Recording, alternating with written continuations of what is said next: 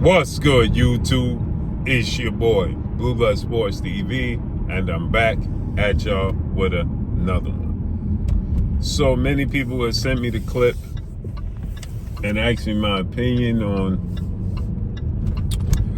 Shouts out to Ness. Shouts out to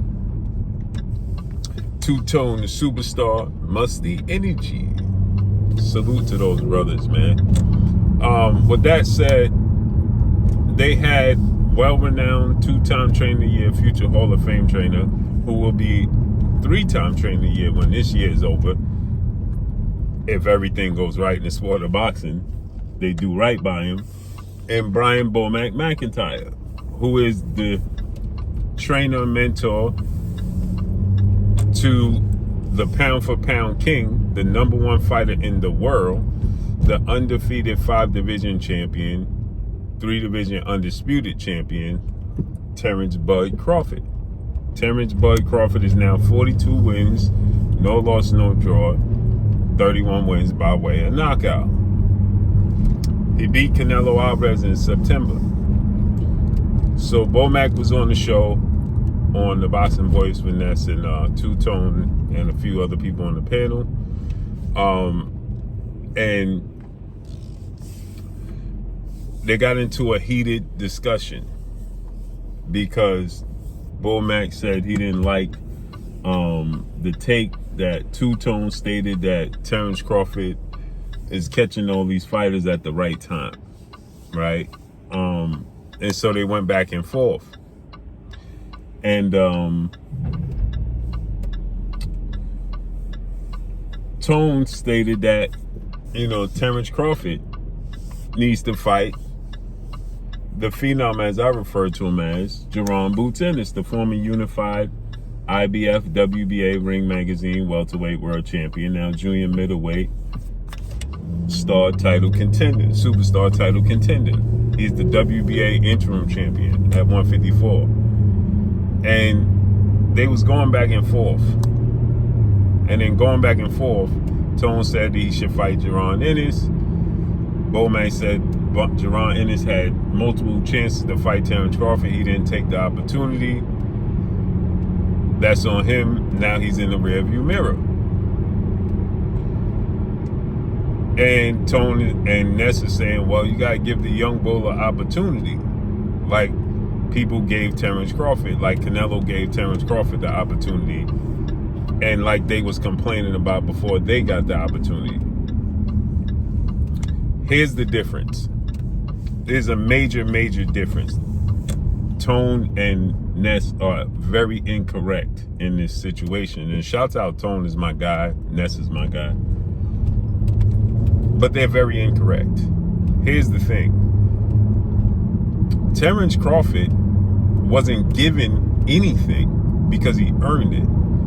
He beat Victor Postal, Julius Ndongo to be undisputed at 140. He moved up. He earned that. He was undisputed at 140. He didn't leave 140 until he became undisputed. When he moved up from 140 to 147, he made himself the mandatory for Manny Pacquiao in the WBO. Manny Pacquiao lost in controversial fashion to Jeff Horn. Terence Crawford took the correct steps and fought Jeff Horn and knocked out Jeff Horn, became the WBO champion. Then Terence Crawford called out the other champions to unify the belt in his division. Okay? And there was tricks being played in that situation with Keith Thurman more so than anything else. Right? There was tricks being played where Keith Thurman was saying Terence, he don't respect the WBO belt and Terence Crawford is too small. He didn't do nothing yet. Keith Thurman played those tricks, okay? Instead of unifying against Terence Crawford. That's where the issues came into play because Keith Thurman was playing tricks with the belt and Errol Spence himself was chasing Keith Thurman as well because he was seen to be the best welterweight in the world and the unified champion. Then Terence Crawford ended up getting the Errol Spence fight, the Sean Porter fight, the Kell Brook fight. and he knocked all of them out. But he didn't leave 147 until he got his opportunity. And he wasn't offered the opportunity to fight these fighters multiple times and turned it down. That's not what he did. He didn't turn down the opportunity to fight Errol Spence. They went back and forth. By the time him and Errol Spence began negotiations to where it became a situation where I want this, you want that, and negotiations became rough, Terence Crawford was already established. He already stopped Sean Porter. He already knocked out Kell Brook. Already knocked out Amir Khan and Jeff Horn. Right? So they were seen to be the best two welterweights in the world when they was going back and forth. Right? With that said, Errol Spence had produced what he produced. So you had the two best welterweights trying to come together to make a fight. Terence Crawford didn't leave 147 until he got the Errol Spence fight. He then beat Errol Spence, became the undisputed champion, then went to 154. Jaron Ennis could have made himself the mandatory for Terence Crawford, but he went along with the poly tricks with Showtime, Steven Espinosa, and the PBC, and put himself in line to fight Errol Spence because they thought that Errol Spence was going to beat Terence Crawford and be undisputed, and then he would make himself the mandatory for Errol Spence. But it didn't happen that way. And another thing, Ness said, well, Errol Spence split the block, is what Tone said.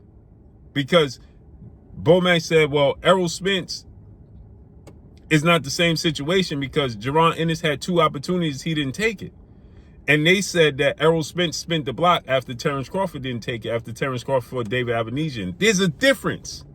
Their negotiations fell through. Errol Spence and Terence Crawford negotiations fell through because they couldn't meet eye to eye. And Al Heyman and PBC didn't want Errol Spence to take the fight with Terence Crawford.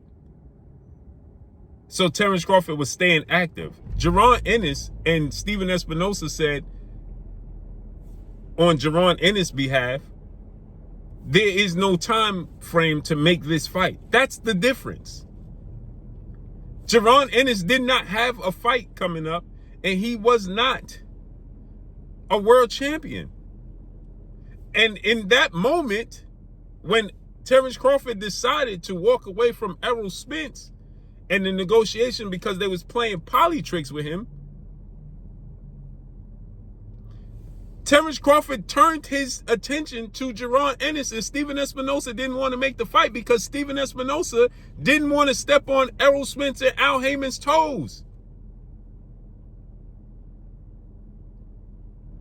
So then Terence Crawford went in a different direction twice.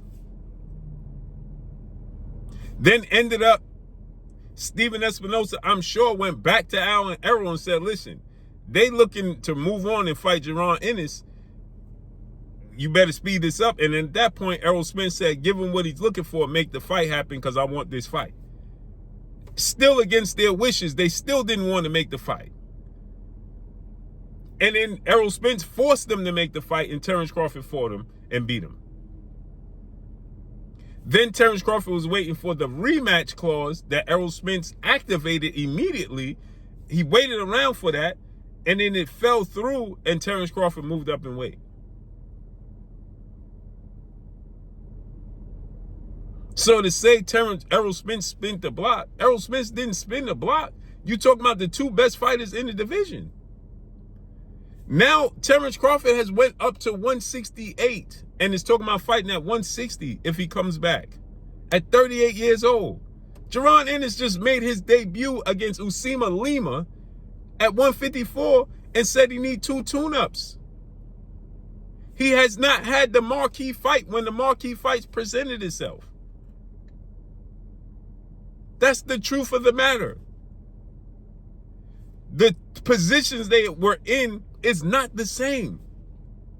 You said Terence Crawford was given an opportunity by Canelo. No, he wasn't. He's already considered the pound-for-pound best fighter in the world before he fought Canelo Alvarez. He's already a 4-division champion and 2-division undisputed champion. He's already a first-ballot Hall of Famer. Jaron Boots Ennis has not had one marquee name in his career yet. How is it the same? By the time Errol Spence and Canelo fought Terence Crawford, he already stopped Errol Spence in dramatic fashion. He already stopped Sean Porter. He's already a 2-division undisputed champion, a 4-division champion. Canelo didn't give him anything. The boxing, he's more accomplished than Canelo Alvarez.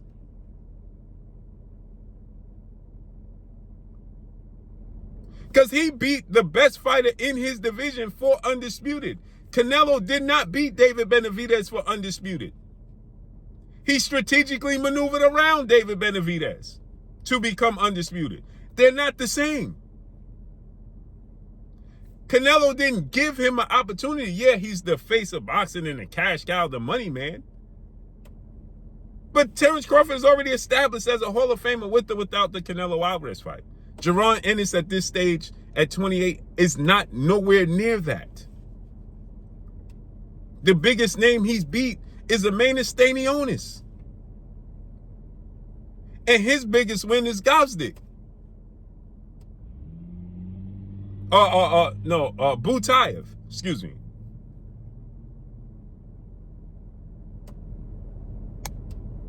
Stanionis had 14 fights, and his biggest win was beating Butayev, who was known to be the mandatory for Errol Spence in the IBF. That's his biggest win.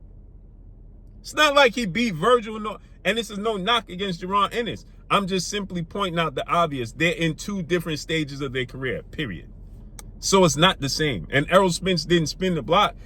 Errol Spence been wanting that fight for undisputed. He needed that fight for undisputed because Terence Crawford held the last piece to the puzzle. And they was the 2 best welterweights in the world. And that was seen to be the biggest fight in a decade. It's not the same. Jaron Ennis and Terence Crawford is not viewed as the biggest fight in a decade. It's just a style matchup that people want to see because they think that the styles mesh. Period. It's not the same, man. We got to stop saying it's the same thing. And Canelo gave him an opportunity. He didn't give him an opportunity. He did what he was supposed to do in the sport of boxing, was fight the best. The best supposed to fight the best. Since when the best fighting the best is one of the best giving the other best an opportunity? What are you talking about? That makes no sense. You give an opportunity to a guy who's not established. There's a difference. And that's all I got for y'all. Follow me on Instagram at Blue Blood Sports TV, all one word. It's your boy Blue signing off. I'm gone. Peace.